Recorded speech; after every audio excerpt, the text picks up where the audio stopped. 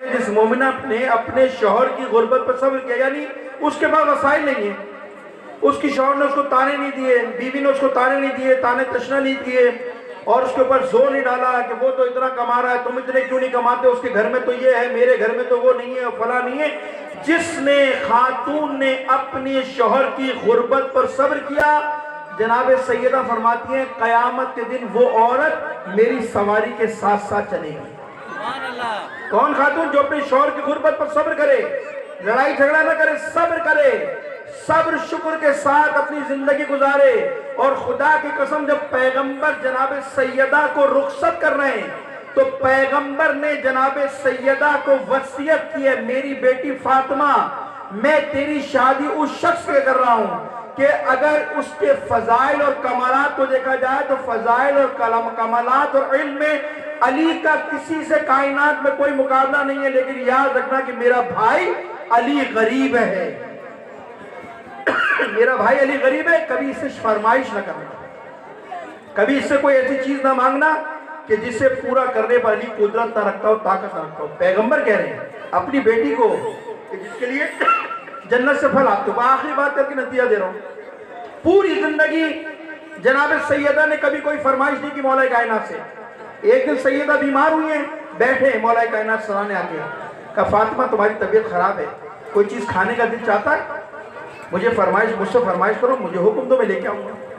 تو سیدہ نے کہا میرے بابا نے مجھے کہا تھا علی سے کبھی فرمائش نہ کرنا، مجھے شرم آتی ہے۔ جملے سنیے مولا کائنات کی، یہ ہے ازدواجی زندگی، شوہر اور بیوی کے درمیان احترام کا رشتہ۔ کہا مجھے شرم آتی ہے کہ میں آپ سے کوئی ایسی بات کروں، ڈیمانڈ کروں جو آپ پوری نہ کر سکیں، میرے بابا نے مجھے منع کیا تھا۔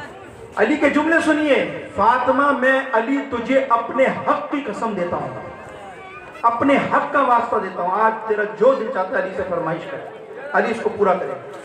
تو سیدہ کو جب حق کی قسم دی نا تو سیدہ نے کہا یا علی انار کھانے کا دل چاہ رہا ہے۔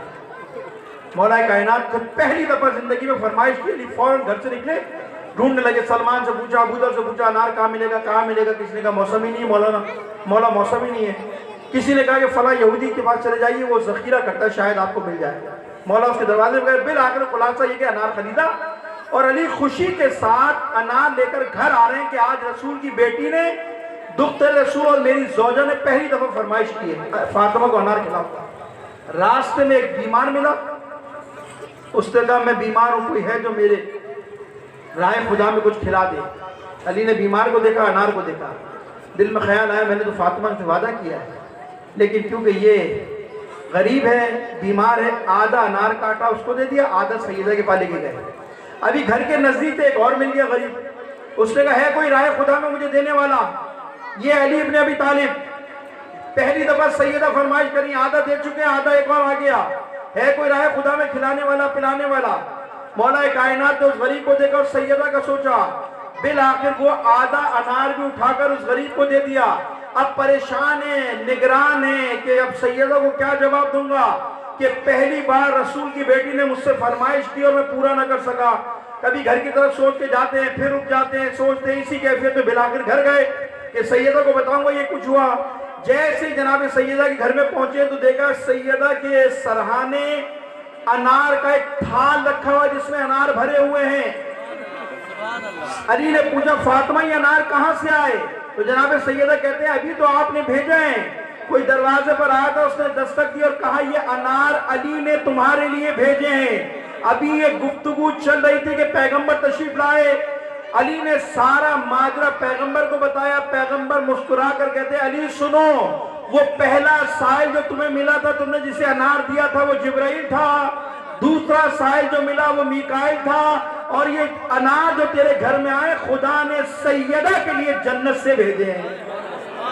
یہ ہے کردار، یہ ہے کردار میاں بیوی کا۔ ہمارے آج اخلاقی صورتحال کیا ہے؟